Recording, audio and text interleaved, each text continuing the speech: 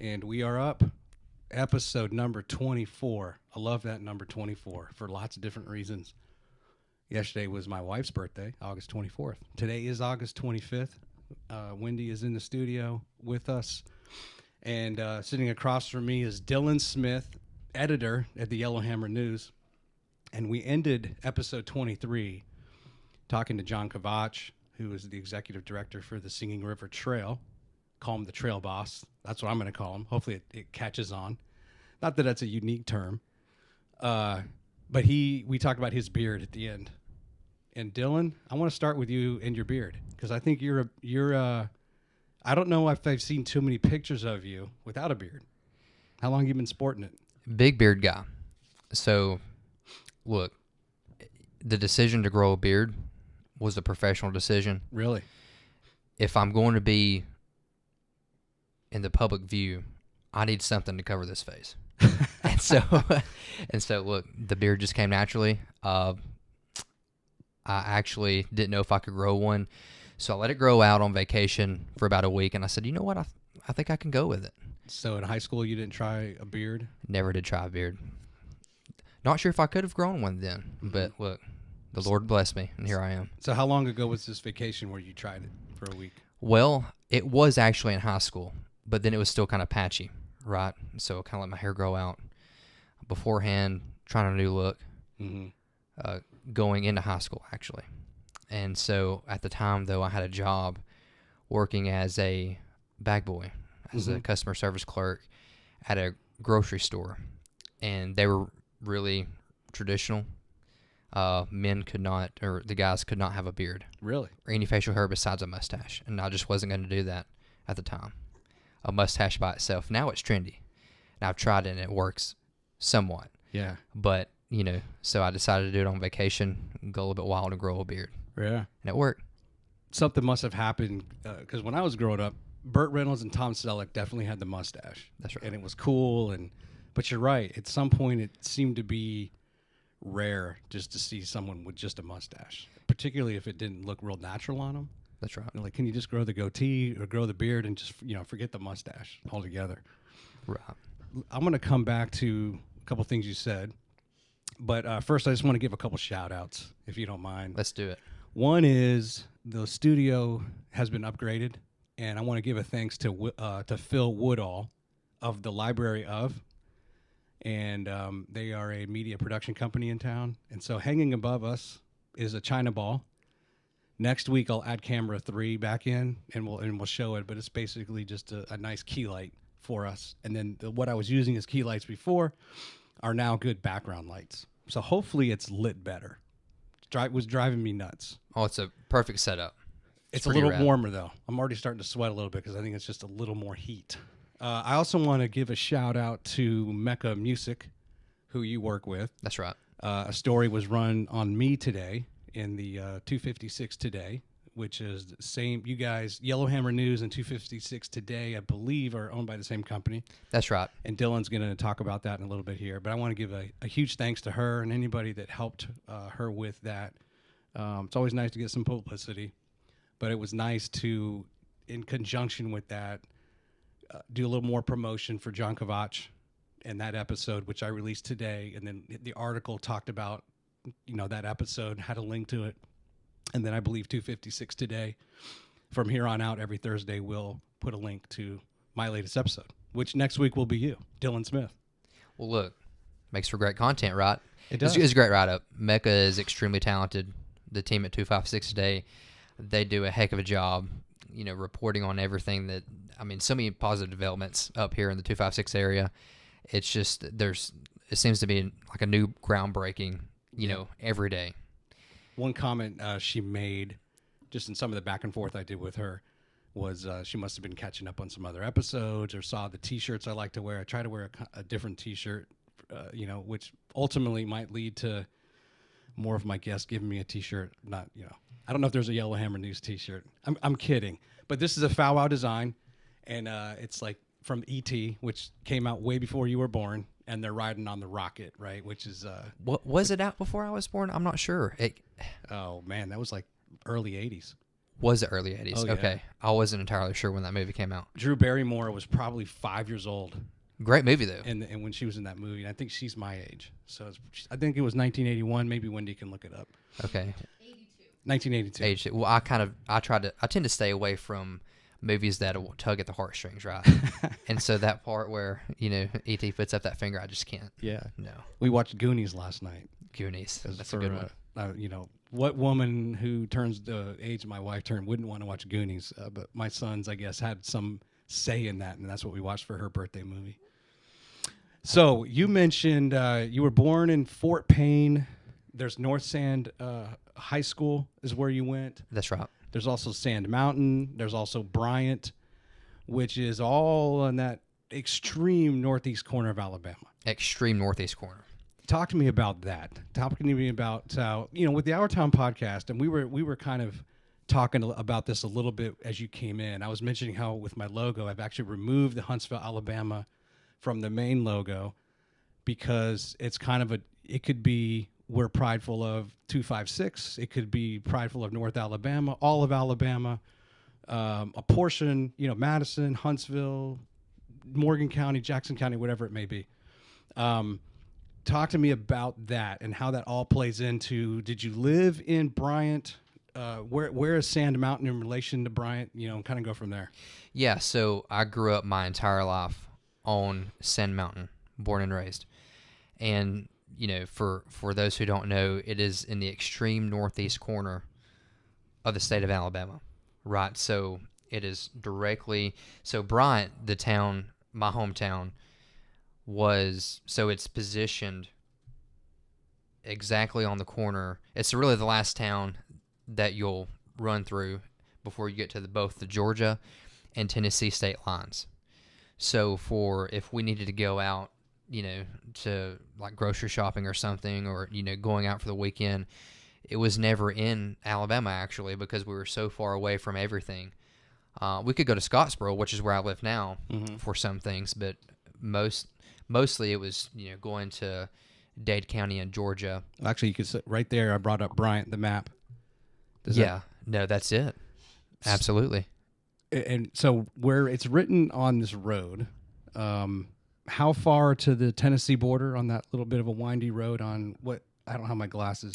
Man, so it depends on how far deep into Bryant you are, but if you were down deep into Bryant, on the northern corner, I mean, it depends on where you live. You can be... Is that like 4 miles? Yeah, I mean, you can be there in 5 minutes. Okay. And the same way on the Georgia state line. Yeah. And, so Jackson County is actually a dry county. Okay. Right? Wow. And two, the state doesn't have a lottery. So anyone who had to pick up their booze and their lottery tickets, you had to go to Georgia and Tennessee. Okay. So that, it's kind of far away from everything, but it's a fantastic area. I'm gonna guess that Sunoco gas station off of what is that 90? It's oh shoot, I just lost it. There it is. Let me get it back. It's probably pretty busy for lottery tickets and stuff. Oh, no doubt. No doubt. What does that say? I don't have my glasses. 301. It turns into 301 when you cross over. Yes. So, yeah, that's it. Yeah. So how tall is this proverbial Sand Mountain? Well, it's actually considered a plateau. Okay. Instead of the traditional definition of what a mountain is, right? So, but we still consider it a mountain. If you're in Scottsboro and you look at it, you say that's a mountain. Okay. It's not a Colorado mountain. It's not a, it's nothing like you would see in the Western United States, but it definitely, so we're on the lower end of the Appalachia chain. Mm-hmm. And so it's considered a mountain by locals. I talked about that in my article today. It's just as far as the pet peeve I have when people are like, man, these aren't the Rocky Mountains. I missed the Rocky Mountains. Then go back to the Rocky Mountains. Yeah. I mean, look, these are our Appalachians. Yeah. They're not as big. There's trees. They cover the whole thing. Later, I want to talk to you about you have a love for mountains. 100%. Absolutely. We've spent a lot of time in Cashiers, North Carolina, which is about 5,000 feet up in the Smoky Mountains. It's pretty high up there.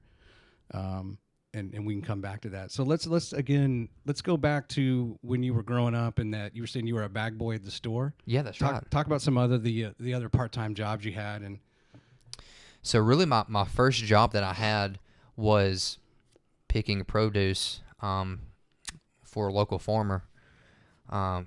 He grew tomatoes, cucumbers, squash, you name it. And I'm telling you, that was the hardest work that I've ever done. Really? I respect anyone who can do that. I mean, the sun just beating down on you. Mm-hmm. You're out there in that field, trying to, not get yelled at. That you got to pick the cucumber when it's at its right size. But no, the guy I worked for was really great. But was that just a summer job? Yeah, just summer job, make some side cash. Mm-hmm. Just enough to kind of fill up the car and just go wherever. So yeah, but yeah, so that was my first job, and then really my first official job was working part time. It's called Ingles Supermarket. Oh yeah, in Dade County, Georgia. Ingles, Ingles. That's right. Yeah, that's right. I think based out of North Carolina, so just kind of located here in the southeast. But yeah, so that was my first job. Learned a lot. I mean, I like a job to where you're kind of public facing, right? Mm-hmm, so you have the opportunity to kind of talk to the public and interact with them. Kind of makes the day go by, and you get to meet new people. You see your regulars. You know what they want. You know how they kind of want their food bagged, and people are extremely particular. Oh, I bet. About how you bag their food, right? And so you identify that person in line, and you're like, okay, let's not mess up on this one. Yeah. So no, that entailed stocking the shelves with milk, eggs, cleaning the bathrooms, which was always just extremely fun. Yeah. Right. So people have no respect, right, when you're in a public space. No doubt. I mean, I don't. It was rough. Yeah. That part of the job was rough, but it was a good experience. And how many years did you work there? I want to say I worked there probably for about 2 years. Okay. So into college, I probably left maybe my freshman or sophomore year into college. Okay.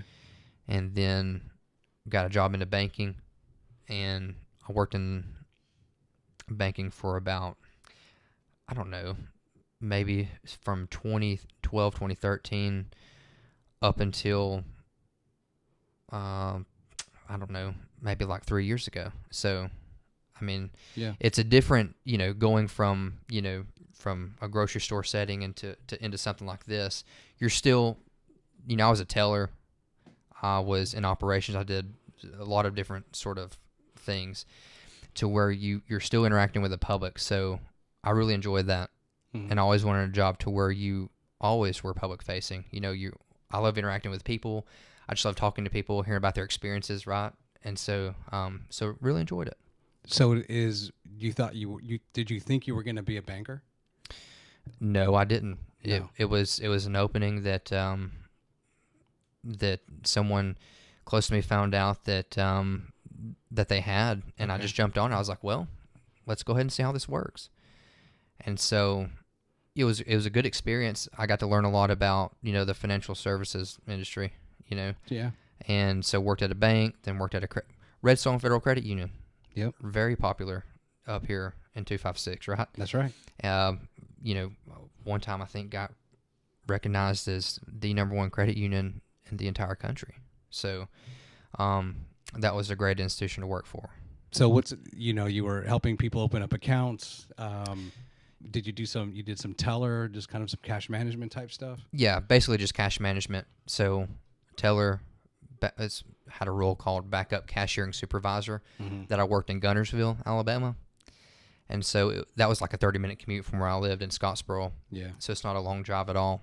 And you get that beautiful scenery like every day just driving back and forth to work. Yeah. So it was like an ideal sort of job.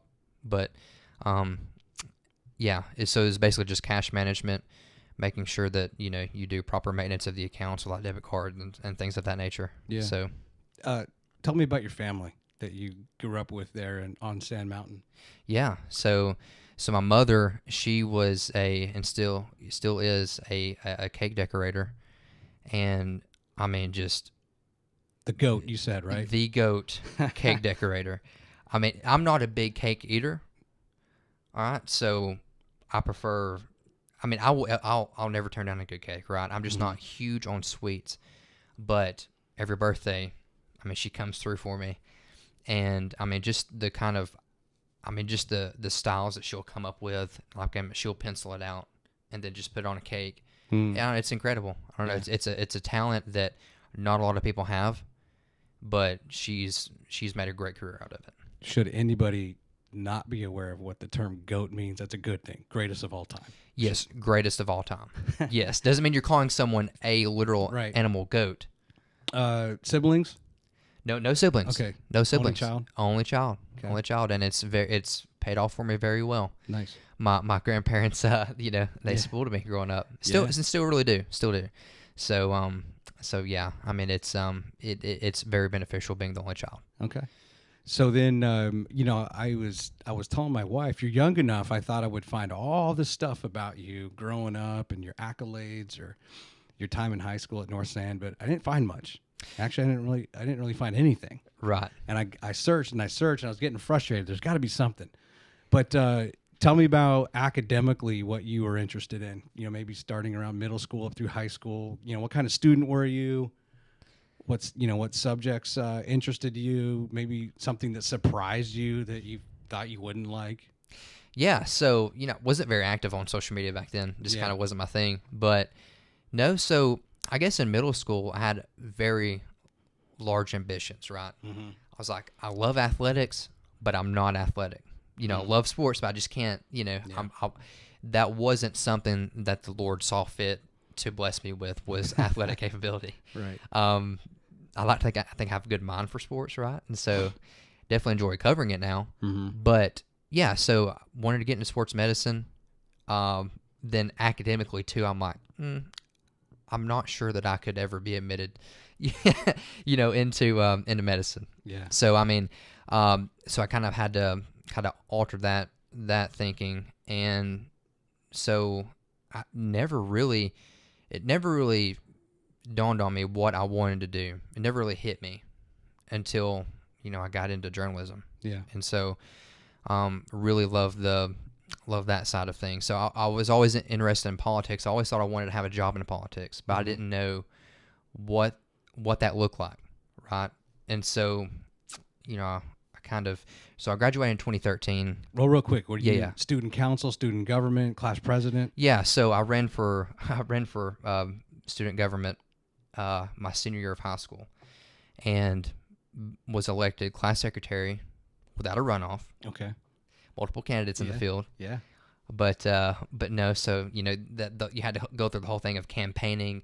There were rules about the campaigning. You couldn't do this, couldn't do that, and so really, I campaigned as somewhat of a socialist, and that haunts me to this day. And I say that because I'm pretty sure that I put signs, little flyers on the water fountains that said "Free water, courtesy of Dylan Smith, class secretary candidate." Being funny, I like that. Right. So so that's not the truest form of socialism, I would say, but still something I'm ashamed to this day. I remember running for like class president when I was like in 6th grade, and I almost wish they would have gave us some parameters, because we're all promising like soda machines, all these like high capital, like none of us had any clue like really how that happens, but yet, we're all campaigning as if we're going to, change the world and, have free ice cream Fridays or something. And, none of that ever happened for anybody who won, but I'm like, maybe the school could have sat us down and helped us walk through, okay, this is what's, possible. And these are things that just, stop campaigning about it. Yeah, no, that's right. Yeah, there needs to be clear parameters set. Like, look, you can't just promise the moon. Right. But I mean, look, it's kind of I mean, what do politicians run on these days? There's going to be a chicken in every pot, Troy.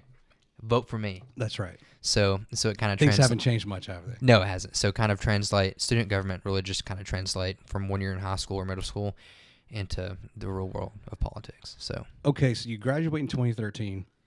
And I believe you went to Northeast Community College first? That's right, Northeast Alabama Community College in Rangeville. Okay. And was that part of your design, the plan, or talk me through what you were considering during your senior year, coming upon graduation, what was Dylan going to be doing in the fall? Yeah, so So I really, honestly, to my detriment, I didn't have a plan.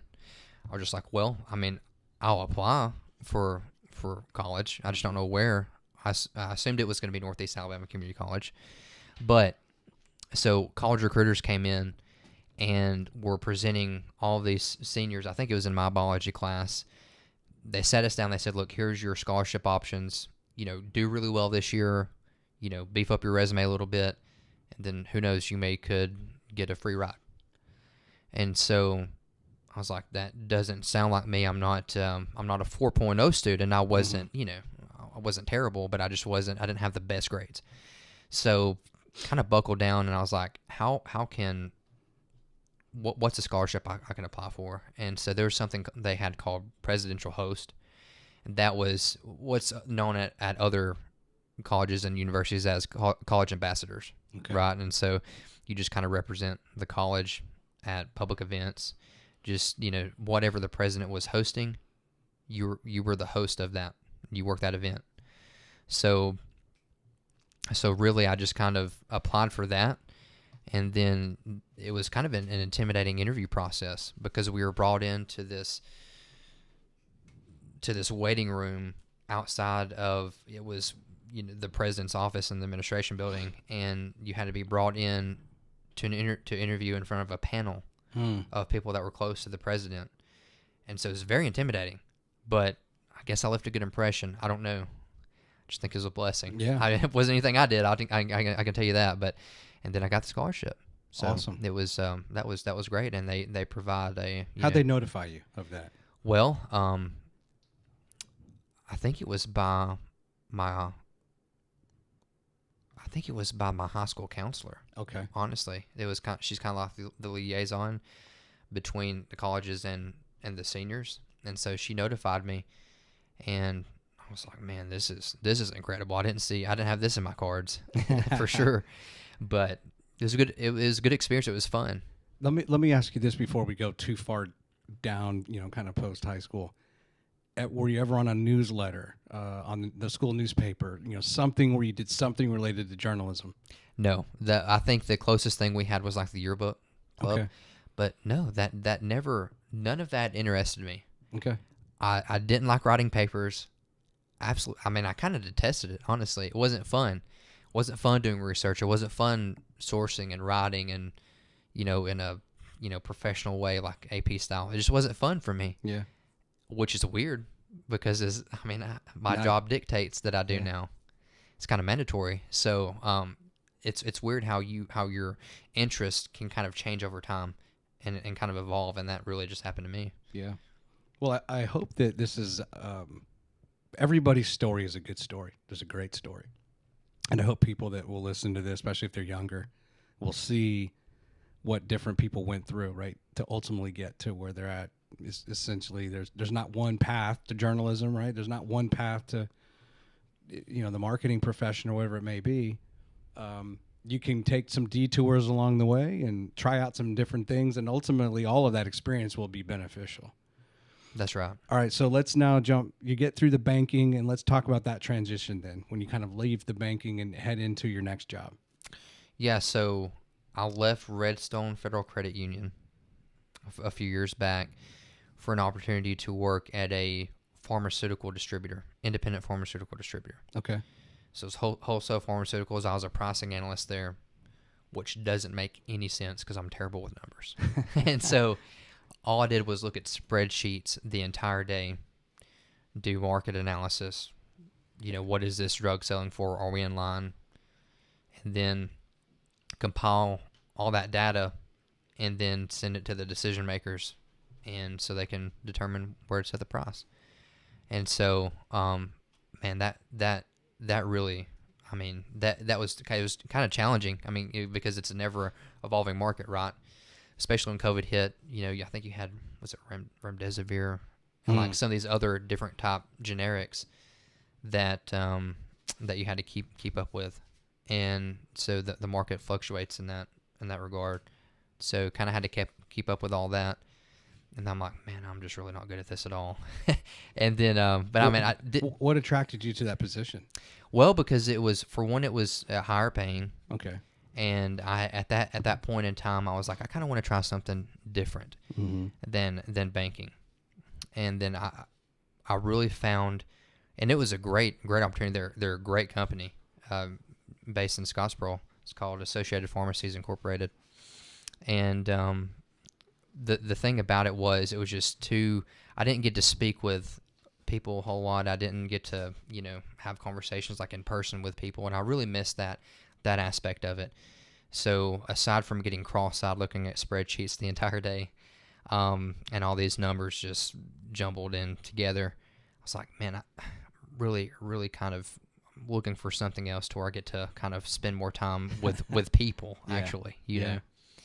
And that's where Yellowhammer came in. Well, give me one positive. When you look back on that, not completely wasted. No, it wasn't wasted at all. Yeah. Very great experience, great people. Give me one thing when you kind of think about like, okay, that was good. I'm glad I took that position because it taught me X or I experienced Y. Well, it really taught me how to kind of analyze numbers, I guess, because that had never been my strong suit. Still not great at it, but I think that can help down the road in anything that you're in, right? When if you're in a leadership capacity in any sort of, business or company, you're always going to have to be looking at numbers and kind of analyzing, was this what we're doing? Is this working? And all that goes back to numbers, right? Whether it's clicks, page views, engagement, or whether it's like looking at your budget or anything. Just with any industry, I mean, decisions are made by looking at data. That's right. And so that's something I really appreciated from that. Okay. So let's talk about Yellowhammer News. First, describe to me the parent company. We talked about 256 today a little bit earlier. So talk to me about the parent company and is it just 256 today and the Yellowhammer News, or are there other things within the portfolio of that parent company? No, yeah. So the parent company is Yellowhammer Multimedia. Okay. And under that is a family of outlets. The flagship website is obviously Yellowhammer News, where it made its mark. And then you have 256 Today, Yellowhammer News Network with our radio, and Soul Grown. It's kind of like our lifestyle outlet. I mean, it's really a lot of faith and culture type stuff there. Check out all of them. I mean, great coverage on all those outlets, on all those platforms. 256 Today, obviously North Alabama centric, and just really shedding light on some of the positive developments that are taking place throughout North Alabama and the Tennessee Valley. They do a heck of a job with that. Mecca Music, the CEO of it, she's great. You've met Mecca. Yeah, she's very talented. And then Courtney Hancock leads Soul Grown, the lifestyle outlet, and that's in today's times. I mean, there's so many. Seems like there's a new restaurant coming up. There's a new entertainment venue, and so Soul Grown is just a good source of all that to kind of, I mean, there's all these unique things around the state that people just aren't aware of, things I'm not aware of that, some people could consider them pass-by towns, but all of these towns have their own unique sort of history. And then so, Yellowhammer Multimedia through Soul Grown really does a great job of telling that story. I'm embarrassed to admit it took me a few months to realize that the Yellowhammer was the state bird. Yeah. Some of that's just when you're new to a state in an area, and you don't realize like how much you take for granted where you came from. I spent 40 years in Virginia, and like you learn a lot of things over time. Well, now I feel like I want to learn everything really fast, and even something like what's the state bird and the state flower. It's one more piece of information you have to add to your brain. That's right. But I saw a lot of, companies with Yellowhammer in their name, and I'm like, what is this Yellowhammer? And then I finally had an opportunity to learn, it's the state bird. And that's a cool name. It really is. It's a cool name. It's a cool bird. Yeah. Great bird. Beautiful bird. But I think the Yellowhammer Brewery. Yep. Right. At Straight to L in Huntsville. Yep. That's another big name company that uses the bird. But yeah, and so the construction company, right? Yellowhammer Construction. Is that see a lot of their trucks around? Yeah, that's the name. Yeah. So No, it's a great brand. Yellowhammer is. So It's I may have missed it, but help me understand. How did you get recruited in, or how did you land at Yellowhammer News? well, so they had two staff members leave, Okay. their editor and their staff writer, almost simultaneously, if I'm correct. I think at the same time, and so I knew that they had an opening, and that would be the first thing I would do. Every morning I would get into work, I'd pull up Yellowhammer, and I would just throughout the day periodically check it. It's my go-to source. Okay. I've always, have Yeah. always been familiar with it. Had always, kind of respected what they do, because it's what Yellowhammer does is Political nature and stuff. That's right. Yeah, and it's the coverage is presented in such a different way than other outlets, and so always been a big consumer of Yellowhammer News. And then, so I found out, that their two content creators had left, their two main content creators. And so I had a friend of mine in Huntsville say, "Look, man, you should really consider applying at Yellowhammer. Just shoot over your resume and see what happens. The worst they can do is say no." Mm-hmm. And so at that time, I had already had experience kind of writing a little bit for Jackson Blaze. It's a startup. At the time, it was a startup newspaper in Jackson County, so I was the founding managing editor of that. So kind of did some writing there about my local, home county a little bit. So already had a byline with them. So I sent over some writing samples, sent over my resume, and who is now my boss, Allison Ross, the owner of Yellowhammer Multimedia, she met with me, and we talked, had a great conversation, and then I think it was maybe just a few days later, we were on vacation in North Carolina, and in the mountains. Oh, you know it, and I think it was Bryson City where we were at. Beautiful area. We can get into that later, but so as soon as I was pulling in, they're like, "Look, we want to offer you the job." And I was like, "Man, I'm on vacation, about to get a new job, doing what I love." I'm like, "How can I turn this down?" I was like, "Heck yeah!" And so they brought me on as a staff writer. Okay. Do you have any idea how many other applicants there were, or what it was they saw in your writing style that really kind of had you bubble up to the top for consideration? To this day, I haven't thought. I mean, I never consider myself, a great writer at all, but I just kind of had an eye for what people were kind of interested in. I think, not an extraordinary writer by any means. I'm still not, but no, I'm honestly not entirely sure. But look, I shot my shot, as they say, and it went in. Kobe. So, so what? So you start. What does that look like? How many writing assignments do you kind of get right away?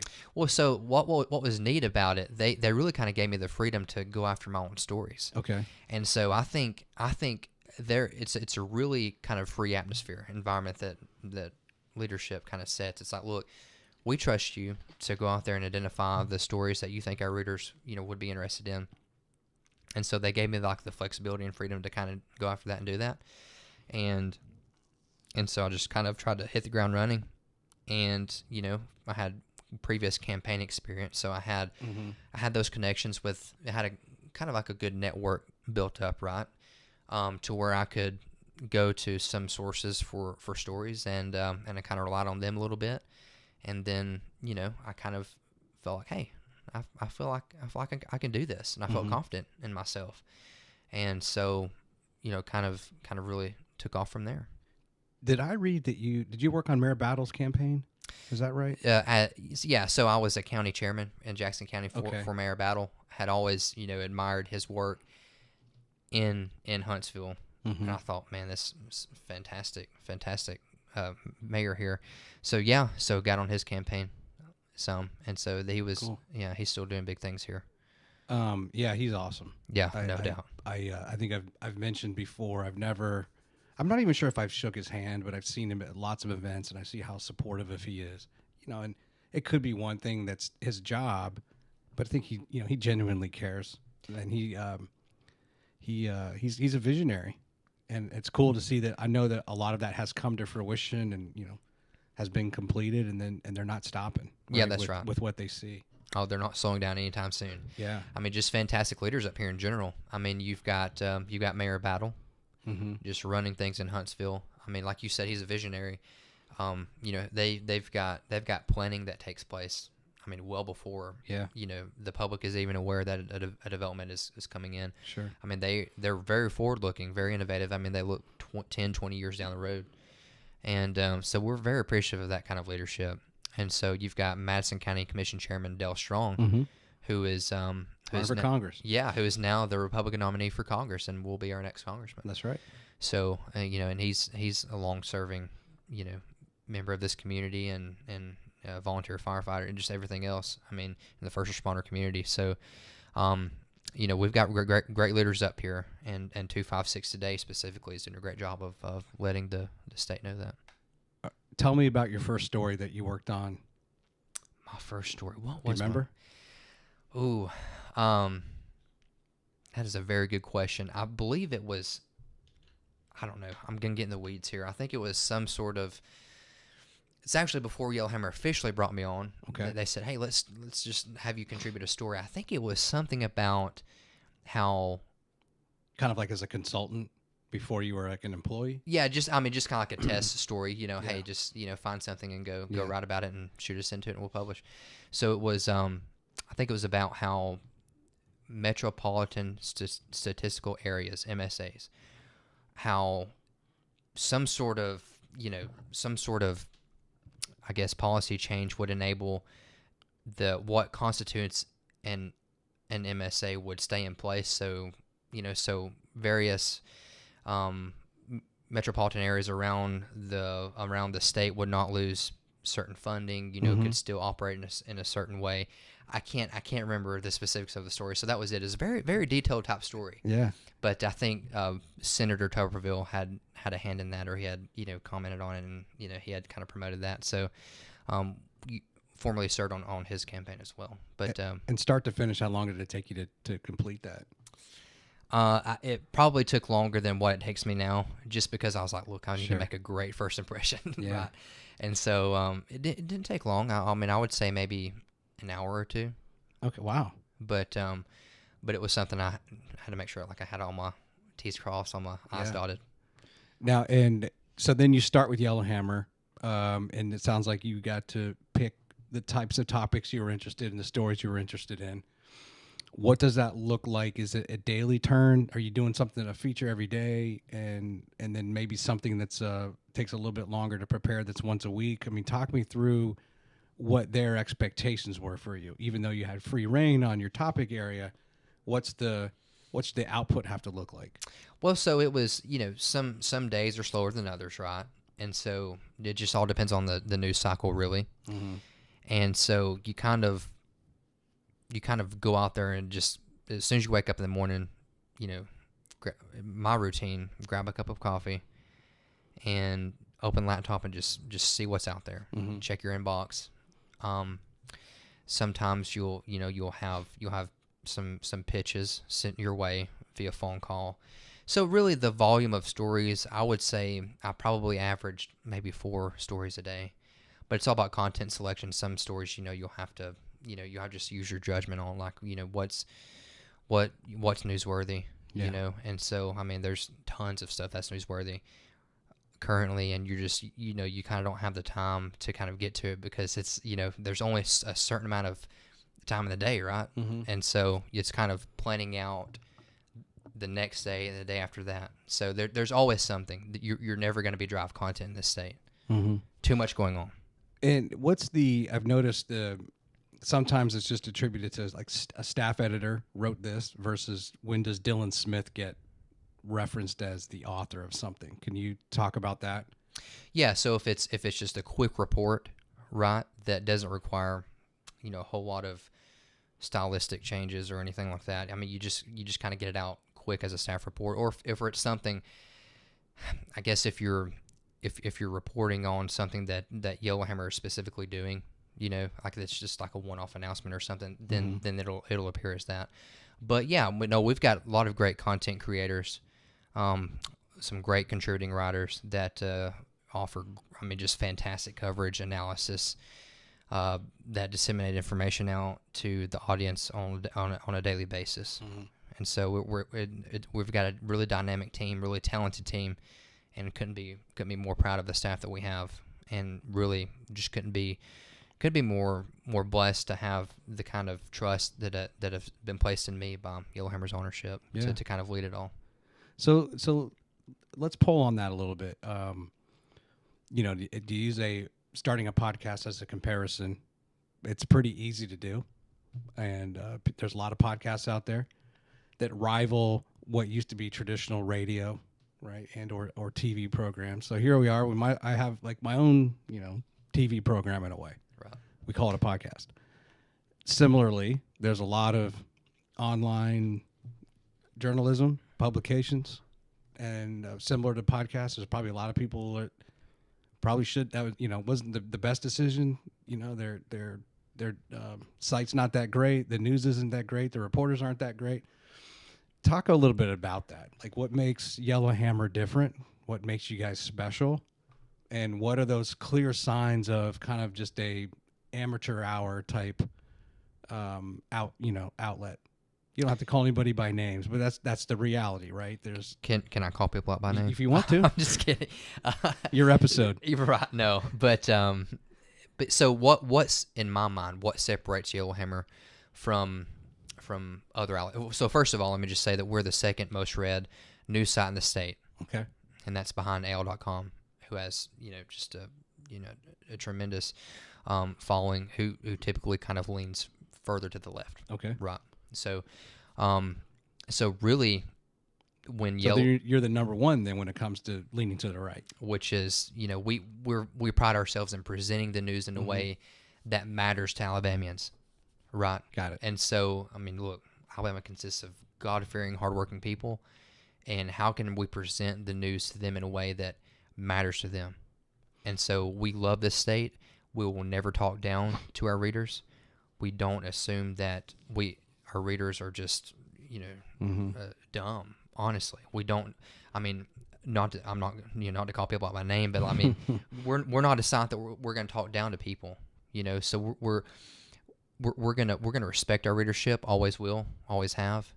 And really, what makes us different is there's such a left wing slant in media, and that's not an opinion. That's just fact.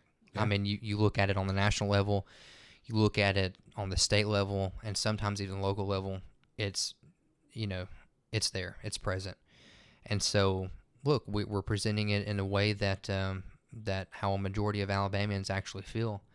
We're telling you the other side of the story that may not be presented by your traditional legacy type outlet. Mm-hmm. So we really pride ourselves on that. Do you get how do you get feedback from your readers? We're hungry for feedback. We always want feedback, because that's Is it just through the comments, or are there other methods that you all have to kind of really solicit how do they feel about it? Yeah, no, a lot of the times, we get emails sent directly to us, by readers, and that's a good source of engagement, because going back earlier, I love interacting with people, and I thought that's my responsibility, is to ensure that I'm covering the news that matters to them. And so if I want to hear feedback. If you think whatever your opinion is, if you think we ought to go in a different direction, or if you think, hey, we're spot on this, we get a lot of people saying thank you, we appreciate it. Yeah. And they'll compare us to other outlets, and that's what just motivates us, man. It keeps us going. It's like, what we're doing is right, and we're going to stay on this path, and we're going to continue to operate in this way. And so that's mainly how we hear our feedbacks, through emails, stuff like that. We'll talk to different people in the community when we're out and about, meeting people like at a restaurant or something, just hand them your business card. And so that's how you hear feedback, especially with comments, tweets, right? Yeah. But a lot of that, you get a lot of trolls on Twitter, right? Which is I like to have fun with sometimes, but you got to weigh that feedback, right? Like that's right. That's right. There's gonna be some percentage that's junk, and some percentage like, okay, it's a little extreme. And then do you have enough that you feel like, okay, I've got a good sample here. Yeah, that's right. You've got to separate who will never, appreciate your work at all, to readers who, regardless of their political affiliation, or whether if they're like moderate liberals or how very conservative, right? So it's an outlet that anybody can really kind of come to for information. We're not going to be so like we're not blatantly biased at all, to where it's just like we're going to feed this out to you in a very distorted way. No, it's we have clear journalistic expectations of our content creators and myself. I really try to hold myself to a certain standard. Look, you've got to be accurate, be hard hitting, but be accurate and be informative, because at the end of the day, it's not my job to tell you what to believe. Yeah. You formulate your own opinion. I hate groupthink. Not everyone has to agree on every issue, and it shouldn't be that way. So it's just it's on us. The onus is on us to kind of present the news. You formulate the opinion. What separates us from other outlets, we're not going to tell you what to think. Yeah. Talk. You got promoted as editor, so you were a staff writer. When did that happen? And a lot of these questions I'm asking, I've never been a journalist. I know a little bit about it, but I've never lived it. So I'm very interested in kind of what it's like. Similar when I interviewed Matt Kroschel from Way 31. Very talented guy. I feel like you guys can never turn it off. There's kind of like this never-ending pressure. Like as soon as you get up, as you said, whatever time that is, poor guy, if you get up at 4 a.m. to go to the bathroom, you probably can't go back to sleep because you're thinking about, oh man, what stories am I going to write, and then and it's all throughout the day, right? News is created all the time. And so I'm always fascinated with, like, how do you turn it off? How do you go on vacation? Because your job is kind of always right to present these stories. But talk about being an editor and what, how your job function changes with that. Well, it's instead of just purely creating your own content, you've kind of got to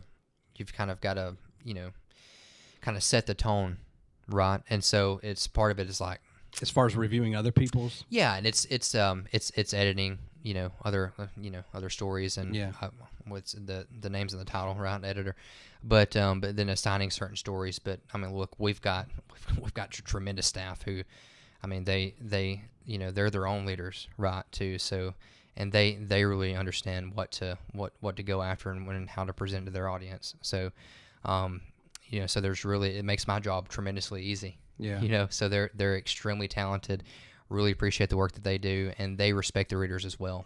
And that's the biggest thing, respect the readers.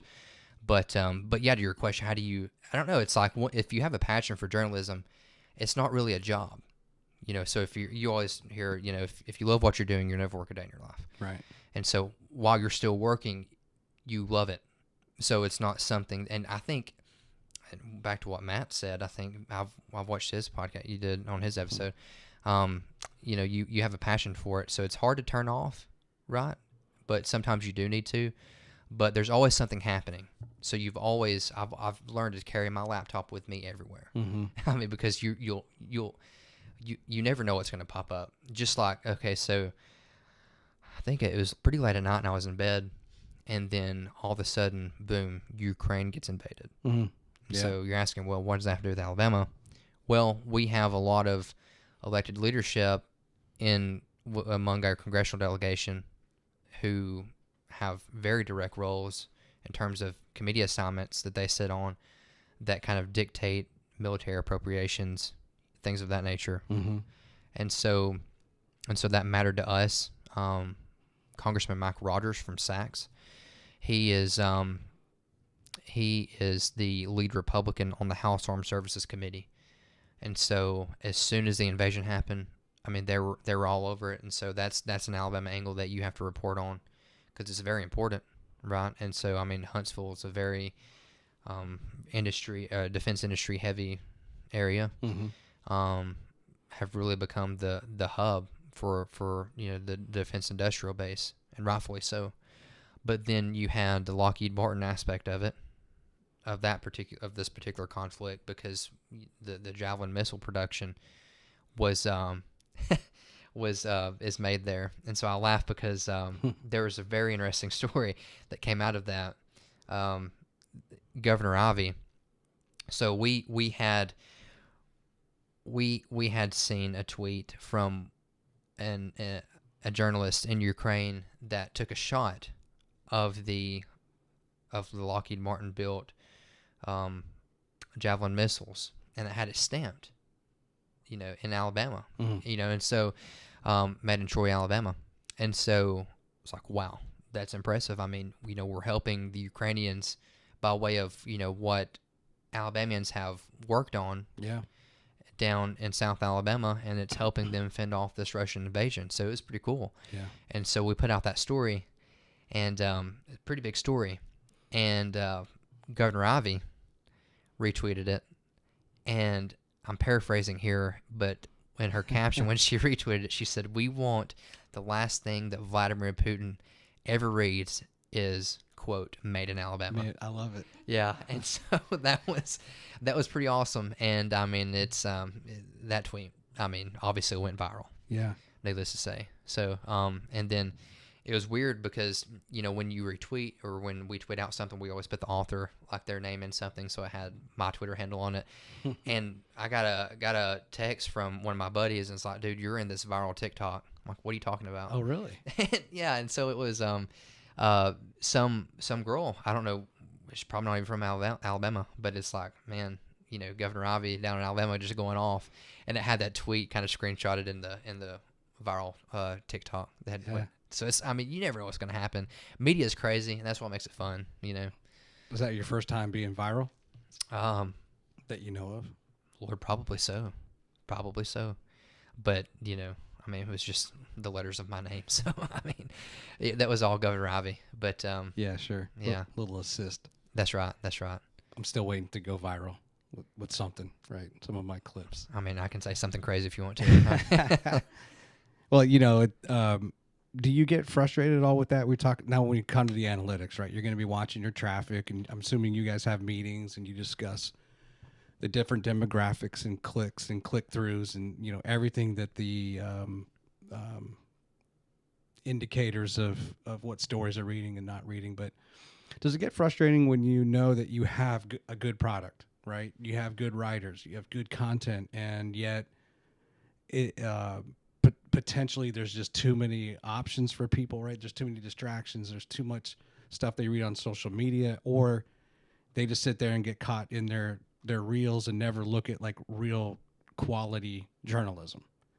Do you comment on that? Well, so since we are the kind of the go-to for for a majority of the people in the state, readers let me backtrack. News consumers these days want to consume their news in diverse ways, right? And so it's not just strictly true reading an article now.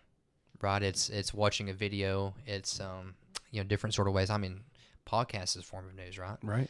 And so, I mean, what you do, and I'm a journalist now. Right, I think you are. I mean, thank you. Give the man his Pulitzer. So I would put that on my title, on my name up there. Look, I'll vote for you. But yeah, so I mean, and these days, and attention spans in 2022 are so short. Yeah, mine included. I mean, I think if we're honest about it, like we want to know something, we want to know it quick. I mean, there's always going to be a need to get down in the details of something, which is pretty comprehensive, and there's always going to be, a space for that. But there's always going to be a space now for, I mean, TikTok has kind of changed the game, right? Yeah. To where, people are getting their news in all sorts of different ways, video content especially. So we're meeting the needs there and trying to, make our coverage as dynamic as possible, and when we're excited about it. Yeah. I just find it frustrating that you have to like distribute. It's easy in a way. Like there's certain, you can pay some money, or even if it's free, and it'll like kind of send out, in this case, like a podcast or something, to lots of different outlets, but there's just so many. Yeah. And somebody will be like, "Hey, how many viewers you have?" Like, I don't know. I mean, it's so scattered. But at the end of the day, the most important thing is that you have your presence wherever that person is going to consume, whether it be audio or video. In your case, how did they pick up the story? And you got to be there, right in that form. I've noticed a new thing on YouTube where people take something as if it's live and it's not live. It happened like 3 weeks ago, but I keep going on and seeing someone, this is live, this is going on right now. And I'm like, this is a total fabrication. And there's no comments because you can't go in and say, I'm sorry, this was 3 weeks ago. This is not happening now. Stop lying, you know? Yeah. Yeah. Which is like the bare minimum to ask of journalists. Like, just don't lie to me. Right. Why do you feel like you have to go to those means? What are you trying to prove? What are you trying to accomplish? Right. And maybe you're immune to that because you guys have already built a really successful company. And like you said, you're basically number one for in Alabama, leaning, to the right, where AL.com is leaning to the left. Right. Yeah. You try to steer clear of any form of crazy sensationalism. Right. It's, and you throw some sort of wild word in there, and then you'll get people to click on it, sure. But then you do that over a period of time, and then the readers just, they'll say, well, this outlet, I'm not going to click on this. It turns out to be nothing. It's a waste of my time every time. Mm-hmm. So you're actually going to lose people by doing that. There's nothing to gain or benefit from making a story something that it's not. As a news consumer myself, I'm just like, look, tell me the news.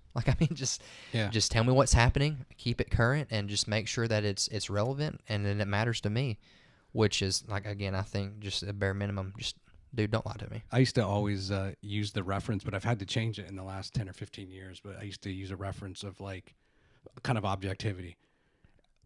I would say, like, I'm your local news. I would do this with customers. Like when I was working on site, on contract, and I'm working with government customers, and I would say, look, I'm gonna be like your local news, totally objective. You're not gonna know which way I'm leaning with this. I'm just telling you what happened, right? Right. Giving you the facts. I don't know if you can do that anymore because even local news, it sometimes has, their opinions are shared, right? In the language they use, or how they express things. You're like, oh, okay, interesting. Right.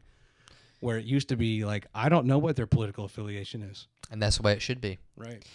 Again, I'm not here to tell you how to believe or what to think. That should be the last thing that you go to journalism for. Journalism should be an industry that people go to seek information to formulate their own opinion. And look, we also exist to hold people accountable, but to also say, hey, if somebody does something that's very beneficial to the community, look, they're an elected official, but hey, look, here's what they did. Mm-hmm.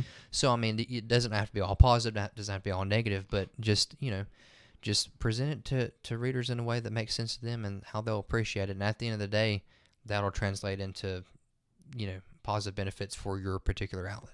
So talk about some of the stories you're working on right now.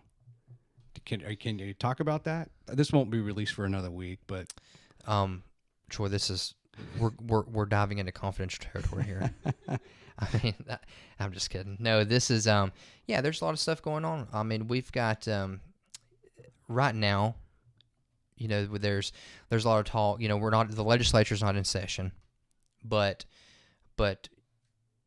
there's a lot of talk of, hey, what do we need to be on the lookout for next legislative session? There's some things talking about maybe the potential for tax rebates, the potential of, expanding school choice. There are a lot of different other measures that people want to look at passing. Mm-hmm.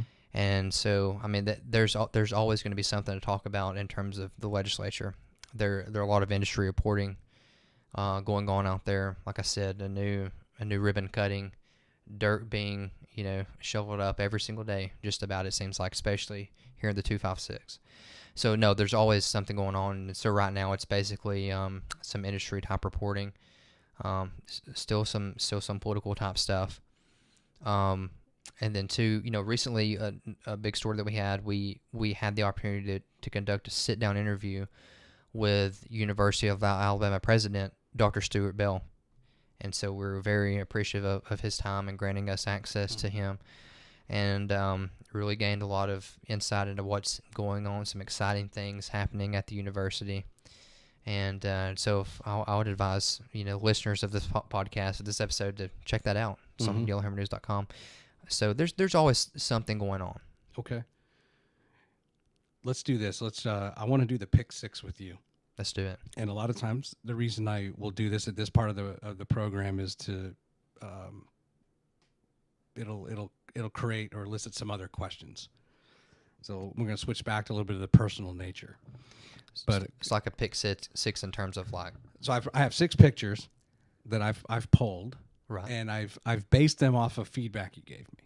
Gotcha. So sometimes it's through the Q&A, where at this point in the interview we haven't talked too much about. We've talked about where you grew up. What we haven't talked about yet was, you're a Roll Tide guy. That's right. Alabama football through and through. You've spent way too much time playing video games in the past, in PlayStation. We'll talk about your wife, Audrey. That's right. Right? But I want to do this as kind of like, we're going to switch over. We're going to play the pick 6. So I'm gonna bring up a picture, and I want you to maybe try to give me a word. Okay. Maybe 2 words about it. But then these are also, I picked these on purpose because either you've been there or you want to go there. Sounds good. Okay, as a kind of a hint. So let me switch over. Getting a little nervous. Oh no, there you go. So here is picture number 1. You've been there. Yes. Right? Absolutely. I mean, just give me a word. A word. I want to pick the correct word for this because it's very important. I mean, I would just say patriotism. So we're showing a picture of Omaha Beach. Mm-hmm. And I've never been there, but you have. And this is just an angle. So tell me about Omaha Beach. I mean, it's hard for me to pick one specific word because, literally what occurred there on that day really saved the Western world. So, I mean, just to walk on the same beach that such a monumental event that took place in history, which is D-Day, June 6, 1944, Allied forces stormed the beaches of Normandy in an effort to liberate the French from Nazi occupation. And, I mean, it was just a very, very, I guess, kind of surreal experience, knowing that people still come there. Really, it's really like a pilgrimage. I mean, you come there and you see everything. Like, there's a museum there, and you see what that meant to the French, that the Americans and the Brits and everybody else, part of the Allied forces, what that day meant for everybody, and the sacrifice that occurred on that beach. It's just something that that you just can't ever imagine anybody just picking up and doing. I mean, these men were just, I mean, they're almost boys, but that day they were men. I mean, they just, the way that they answered the call to duty, and then the sacrifice that they partook in for their fellow men, is just, it's indescribable, really. Yeah. You get there and you just don't, it's a place that you walk up to and you don't really say anything. You just kind of view it and you take it in. It's like, man. Reverence. Yes, this is, my country is a part of it, and I'm damn proud of it. Other than, I think Saving Private Ryan was one of those movies where as soon as the boat, what do they call that drops down, and then the soldiers immediately are getting killed. Yeah. They saw war for a second, 2 seconds. That was sobering. I don't know of other movies you've seen that somewhat captured the reality, right, of war and the brutality, but that was just, it's very sobering to watch that opening scene when they're storming the beach, and how they can survive that. How long ago did you go there, by the way? That was about 2 years ago. 2 years? 2 years ago, yeah. France is something else, man. But if you've never been to Normandy, please go. You won't regret it. Okay. Great. Maybe next year. It's our 25th wedding anniversary next year. So maybe I'll... Sounds like a heck of a trip. Surprise her. Now, here's... you may not recognize this. If you do, I mean, props to you. This is Derbyshire, England. How'd you know that? You just kind of know it when you see it. No, I've seen that specific image before. Okay. Yeah, I'm not some geographic, I was talking about is it GeoGuessr?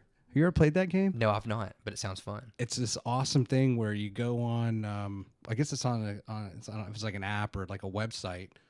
It's through Google Maps, and they could just show an image, And there's this guy who can literally do that. Now, because you've seen the image, but if you've never seen it, he can guess like within 0.1 seconds where it is in the world. Right. And it might be a road, and it's like certain lines, certain signs where they're unique to that area of the world. And then you can take a guess. Like, I think that's Cleveland. Mm-hmm. And you go in there and you put like a little marker where you think that image is, and then it'll show you where it really is, and you get points based on how accurate you are. Okay. So, but explain Derbyshire. This is a nice countryside, narrow roads. They don't have the big SUVs like we do here, right? No. So smaller cars, smaller vehicles, where you're wondering like, oh my gosh, can a car pass on this, let alone two? Yeah. But explain the significance of Derbyshire. Well, I really appreciate you mentioning this and having this specific image here.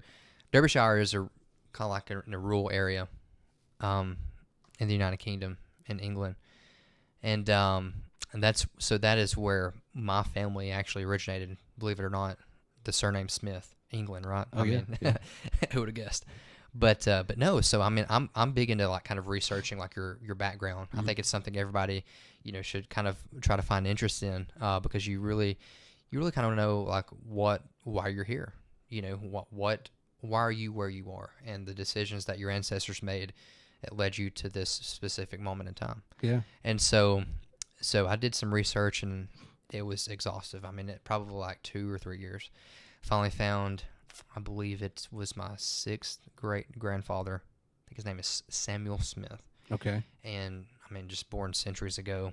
And I found his grave at St. Bartholomew Church. It's a Church of England church. And I think you say Elvaston. I'm honestly not sure how you pronounce that, England. But definitely would like to go there one day and just say that I saw it. It's weird. Yeah. I mean, knowing that you share, the same kind of that DNA connection with somebody like so long ago. Yeah, that's crazy. We just had my aunt and uncle in town, and we were talking about my surname is from Norway. It's Norwegian. And somewhere along the way, we have our family history pretty far back to like the 1500s. And they just changed the name. It was a much longer Scandinavian name. And I think when they came into like Ellis Island, they would just change people's names. It's too long. And there was like the letters B and Y somewhere in the last name. And they just decided to call it BYE. Do you know what it was? What was? No, somewhere I have it. Yeah, the location of where they came from. Because the prior surname was probably 12 letters. And then you'll guess wherever they came from. They're like, hey, how about this? And so it just abruptly changed in the genealogy. So make sure your job of signing documents pretty easy, right? Yeah. All right, let me go back to the screen. Ready for the next one? Let's do it. And you haven't been there yet, right? You need to. This is how far away on your bucket list? How many years out before you think you get to Derbyshire, England? I want to say within the next 2 or 3 years, hopefully. Okay. I hope. Boom. Now you've been here. Yes. Tell me about your trip. This is Paris, France. Yeah, Paris, France, man. It is magnificent. I mean, you're talking about the most beautiful architecture you've ever seen in your life. So, not to get negative, but I mean, these days, I mean, architecture just sucks, man. Yeah. It's not great at all. It's lazy. Yeah, it's lazy. I'm a firm believer that if you build for God, And I mean, just erecting some sort of, glass building in the sky, towering over, it's not beautiful. I mean, full of like just, cubicles. That's not, kind of crushes the soul, honestly. Mm-hmm. And so this architecture in France, it dates back centuries and centuries. I mean, I think we went to one church was like from, one cathedral was like from 1080. Really? Yes. And so, wow. I mean, that, I don't know. And we just went down and like, there's just like a little dungeon sort of cellar area. It's like almost gives you chills. And I don't know, it's just beautiful. The Western traditional architecture really speaks to me. Like it actually moves me. Mm-hmm. And so, I don't know. Maybe I missed my calling. It should have been in architecture design. I'm kidding. Maybe that's next for you. Yeah, definitely not. Not skilled enough to do that. So, how were the Parisians towards Americans? I hear mixed reviews on that. Yeah, I don't want to make it out like they were some, like they just hated us, but you can tell they were irritated. I mean, I can kind of understand it. You've got a lot of English-speaking American tourists coming over. You're always having to kind of cater to them. Mm-hmm. I guess I get it. But speaking of Normandy later, we were kind of, I mean, you kind of get the looks or whatever in Paris. But when you go to Normandy, man, people have the American flag flying over their own houses. I mean, really? French people, yeah. Yeah. And so it's like they still respect it. And you go out to eat over there in Normandy, and they really they'll talk to you like you're on Sand Mountain or you're in Huntsville or something, So it's the Parisians were kind of iffy, but in Normandy they were fantastic. Yeah, I saw some image when I was looking for an image to share with you today. There's this one where, like an aerial shot, the American flag, there's a French flag, and it's like together, united forever, or something like that. Yeah. It's kind of etched in the sand. Oh yeah, man, it'll give you chills. Yeah. I mean, it's fantastic. All right, you ready for the next one? Let's go. All right, this is picture number 4. Now, give me one word when you look at this. So comfortable. I mean, is that in Colorado? Yep. Yeah. No, that is absolutely beautiful. I mean, I think I told you if I could retire anywhere, it would probably be Colorado. That's why I brought this up. So we're looking at a picture of a mountain cabin in Colorado, kind of built on the side of a mountain, if you will. It's glowing. It looks like maybe several fireplaces, some beautiful lighting, and the open sky. And I picked that because I knew that you said you wanted to retire there. You like the snow? Love it. Do you? We don't get a lot of it, but here where we live. But yeah, man, the Colorado experience is something else. I mean, it's just beautiful. Now, when you lived up in the northeast corner, Sand Mountain, isn't there a ski resort? I don't know if it's in Tennessee or Georgia, not far away. Yeah, there's one close. And they can make artificial sand. Sure. I mean, the snow. Yeah, but I don't know. There's nothing like just the pure. I don't know. That's nature right there. I mean, that's God's country. Now, do you want your cabin to be like so remote that the only way you can get to it is via like snowmobile, or do you still kind of want a driveway? I want some sort of infrastructure connection, but far enough away from a huge city. Maybe not like right outside of Denver. Maybe like in where I stayed, like in Carbondale somewhere. To where you can just get out in the open. It's a large property. Mm-hmm. You just see all the beauty, and you're not distracted by a big city or anything. You're maybe kind of close to like a small little village area of sorts. Now, I know Matt Kroschel was from Colorado, and we talked a lot about that in that episode. Where have you been when you visited there? So Denver, stayed in Colorado, flew into Denver. Denver Airport's another. Oh, that's a completely automated baggage system. Dude, you ain't kidding. But there's a lot of conspiracies behind that too. I'm sure you've Is heard. there? Yeah, No, the Denver Airport conspiracy. Oh, they play into it too. They've got the all-seeing eye with the pyramid. Oh, really? Yeah, and then they've got the pale horse, kind of like in the Book of Revelations, where like you're driving, they're busing you from the airport to where you get your car, and then they've got this pale horse that when you drive by, it's got red glowing in its eyes. Oh, gosh. Yeah, so they play into it big time. But yeah, no. So Denver, and then stayed in Carbondale, and then, my Lord, it just escaped me. Any of the resorts? What is the really ritzy? Oh, like Aspen? Aspen, yeah. Why can't I think of that? Yeah, Aspen. Would yeah. you go to the X Games or something? No, we ate out at one diner, and that was about it. I mean, that place is that's a very expensive place. I've never understood why I'm sure that the locals hate it when the X Games come through, but I've never understood why Aspen is the home of the X Games. Yeah, I don't know. It's like people that are diametrically opposed to one another. No, absolutely. It really seems like a very elitist type, And so, very beautiful area. Yeah. But you order some grilled chicken and a glass of wine there, and then that's about what you can handle. So I interviewed Joe Carlucci, episode 22, talking about pizza, right? All about pizza. He owns Valentina's, and afterwards, I was hosting a happy hour type thing over at Interspace near Campus 805 for people in the industry I'm in. And I was shocked. This guy says, "Hey, I watched your episode. Have you ever been to Bojo's Pizza in Idaho Springs, Colorado?" I'm like, "Yes." I'm telling you, remember that. Write it down. It's right off I-70. Like and I think it's on the other. I think it's before the Eisenhower Tunnel. I don't think you go over the mountain.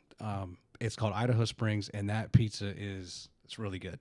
And it's this beautiful old like warehouse. It's kind of like you went to Low Mill, if that was like a pizza joint where you kind of go in and like, wow, when was this thing built? You know, it is really good, man. And I couldn't believe that he and I were having this discussion of this pizza joint that's a long ways away from here. Right. Yeah. It's small world, right? Yeah. But you're making me want to go out like Bojo's this Pizza. winter or something.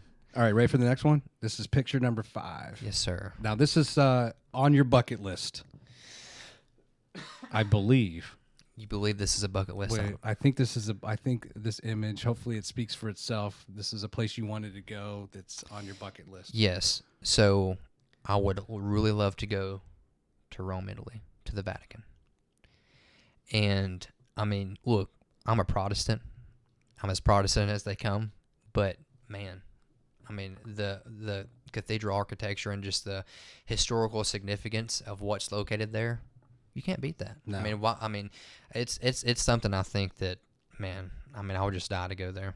It's one of those trivia questions too, where it's its own country, right? The Vatican. Yeah, it's like self-governed of sorts, Mm-hmm. you know, and has been since I don't know what year, but yeah, no, I mean it's very intriguing to kind of, you know, I mean every time they select a new pope or something, yeah, you know, and they yeah. let the smoke come out, yeah. So it's always been intriguing to me, and to just know the remains of like some of the disciples there and stuff like that. It's Yeah. a really really interesting area.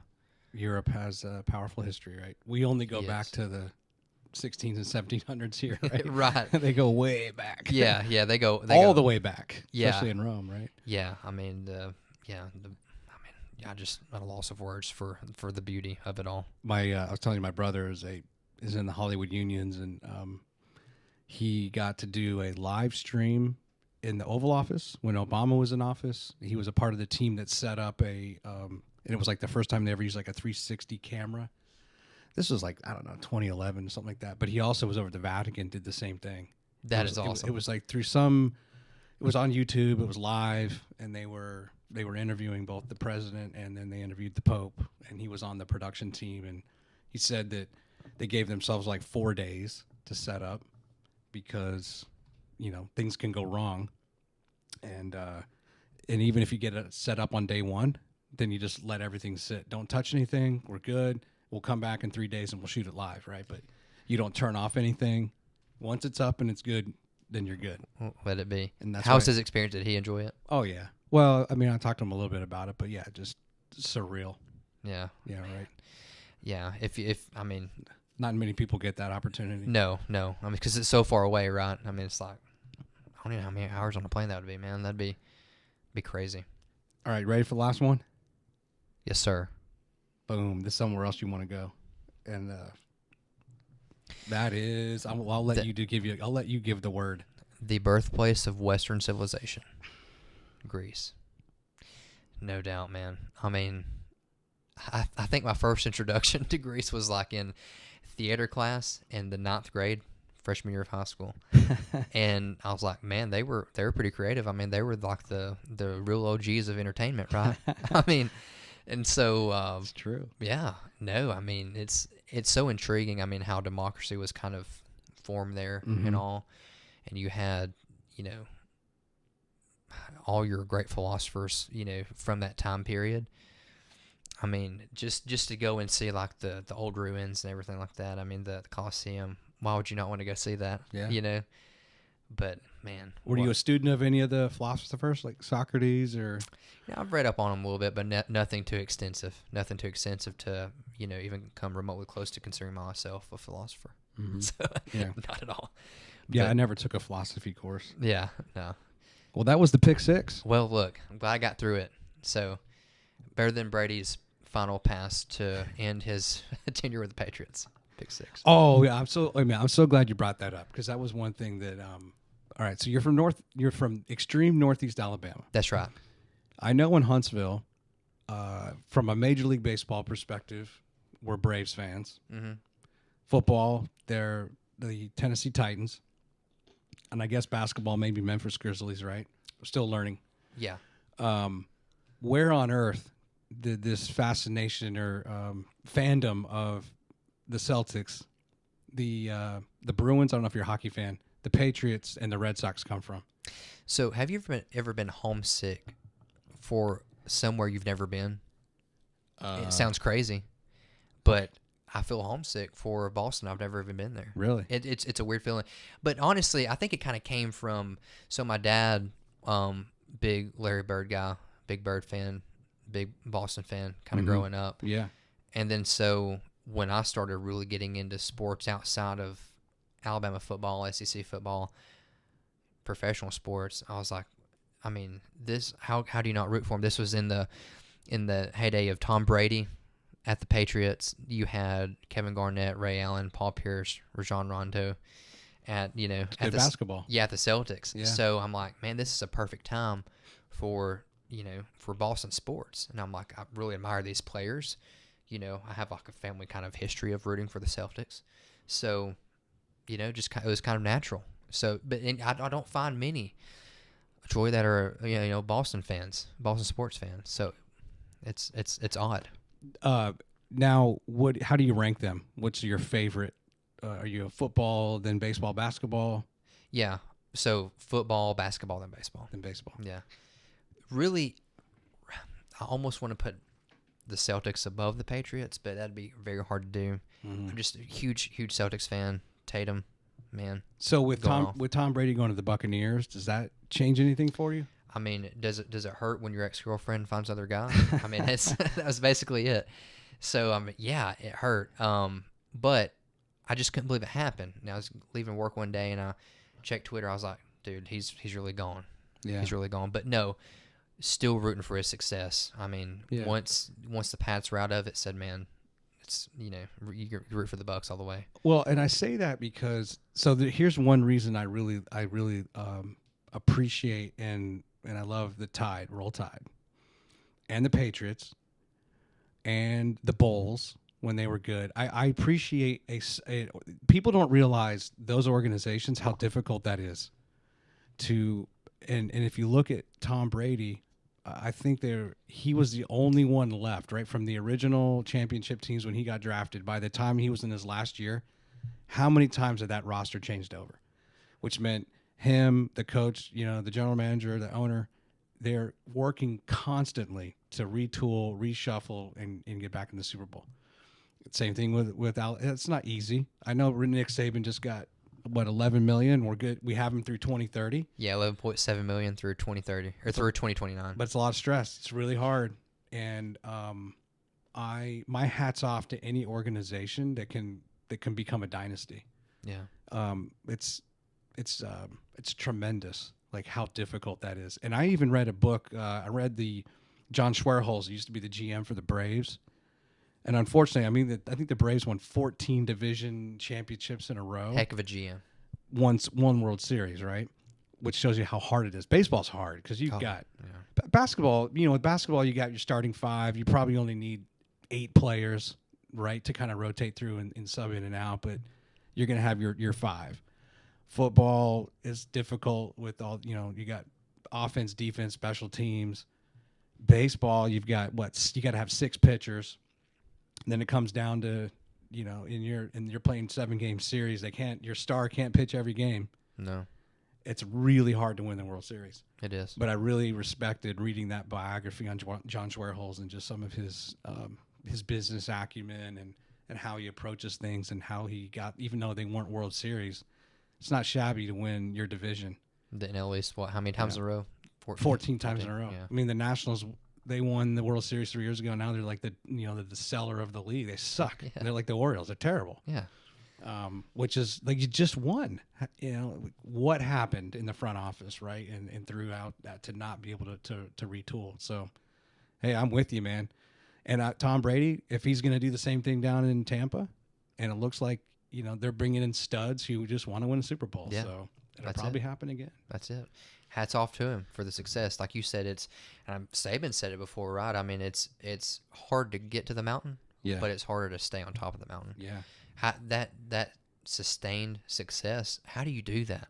I mean, it's almost unexplainable. I don't know if we'll ever see another dynasty like this. I mean, it is really almost too good to be true. It's like, I must be dreaming. But I mean, no, it's fantastic. It all has to start with at least, you got to win at least one to convince people to come. The thing that I struggle with now, I don't know what your thoughts are on college football with the whole NIL, but, and I was talking with John Kovach about this last episode where it's, you know, we live in this society of like, well, I didn't win this year. Where can I transfer? Because I want to win next year. Yeah. Versus seeing the long game, staying with the program for 4 years, if it's in college, right? And rather than just trying to bounce around, or even the NBA, we see that like, oh, I just want to get traded because I want to build a super team. And I don't know what your thoughts are on the NIL and how, if that's going to make college football better or worse. I think for momentarily, it seems like it may not be, but I think in the long run, we'll adjust to it and we'll adapt to it, and it'll become commonplace, right? So we're used to what we're seeing with players not being able to profit off their name, image, and likeness. But I don't know. I do wonder how much parity. Yeah. I mean, Saban's made that point. Like, I mean, will the Alabamas gobble up all the talent? Will the rich continue to get richer? I don't know. I mean, the oil-rich state over in Texas, they've got that business community has plenty of money. So it's all about, like, I mean, it's all about, you know, you had boosters traditionally, but now it's extended to, right, you know, corporations. Yeah. What does the economy look like in your state, the industrial base, and are they willing to contribute to your collective to kind of go out and sign players to these deals? So yeah. I don't know. I think it's great. I mean, I believe in capitalism. I think that you should be able to profit off of what value you bring. You know, if you have a good or a service, you should be able to profit off that. But it is different, man. I mean, it's something you're not used to. It's wild. I just can't believe where all the money comes from. Yeah. It's just a lot of money in sports, collegiate sports. That's true. And it is exciting to be here. I'm particularly excited for the upcoming football season now that we live in Alabama. Yeah. I've always been a fan of the SEC. So who do you root for in college football? Alabama. So, I really do. So you really do. So. Yeah. It's changed a little bit over the years. I for some reason, even though I was from Virginia, I never rooted for any Virginia team. I was partial to like Miami. And this goes way back to like the late 80s and 90s and just the bad boys that they were. Oh, you gotta love it. Ed Reed and Ray Lewis, you know, were awesome. You know, there'd be some Florida State here and there. I just wanted good football, right? And there's not good football in Virginia. They can UVA and Virginia Tech can say whatever they want. Sorry, they're not on that level. Right. So I appreciate the SEC where, they're solid programs year upon year, right? The way they recruit. Sometimes it's Auburn, you know. Sometimes they're strong. Georgia's always strong, right? It's incredible. I mean, yeah. So mega conference and even gonna probably expand in the future. So, you know, I don't know if it's a bandwagon thing, but you want to be able to root for your hometown team. Sure. Now it's like, great. Now they actually can root for them, and it's like my hometown, you know, you get to choose, right? One or the other. Sorry to all the War Eagle guys who think I'm a War Eagle fan. But hey, look, they need some love too, right? It's like politics. I kind of keep it neutral. Hey, what is this guy? Was he Auburn or is he Alabama? Alabama. It's always good to keep people on their toes. Yeah. Keep them guessing. But hey, man, it's been a pleasure having you. I appreciate it, dude. Any final thoughts or shout outs that you want to give? No, man. I think that I really appreciate what you're doing here. I mean, with our town. I mean, we need promoters of everything that's going on up here, and you're doing a heck of a job of it. Thanks, man. And so just keep it up, and I mean, we can't wait to, you know, continue to work with you in the future. I mean, it's going to be fun. There's so much going on up here, and we need a good mouthpiece, and I think you're that perfect mouthpiece. I man. appreciate it. And Yes, I've purposely saved so many other things for the next time you come on. Hey, man, I'm all for it. I'd come back in a heartbeat, dude. And let me, as a teaser, I have a question that we'll talk about the next time. You were big into PlayStation. Oh, playing video games. Did you ever think about designing a game or kind of working with someone as a designer and kind of going into that business? Okay. Did you? Can I answer that now? Yeah. Yeah. No, I always wanted to provide my feedback to EA on how to better Dynasty mode. Okay. And so, yeah, I had a very specific answer to your question, but no, absolutely. And maybe I'll have the opportunity if they're going to bring back EA with college football. Yeah, you never know. Yeah, never do know. So we'll tease that. We'll talk all about video games next time. Sounds good. Sounds good. Hey, man, thank you for being the first guest in our improved lighted studio. I hope that there's some feedback with that. I don't really get any negative feedback on the technical stuff. It's just, I'm my own worst critic. But there should be a noticeable difference now. Pretty rad setup, dude. It's pretty cool Yeah. as we look up at the China Ball. My pleasure, All right, man. Dylan. Thanks for having me. Hey, have a good one. You too. Talk to you later.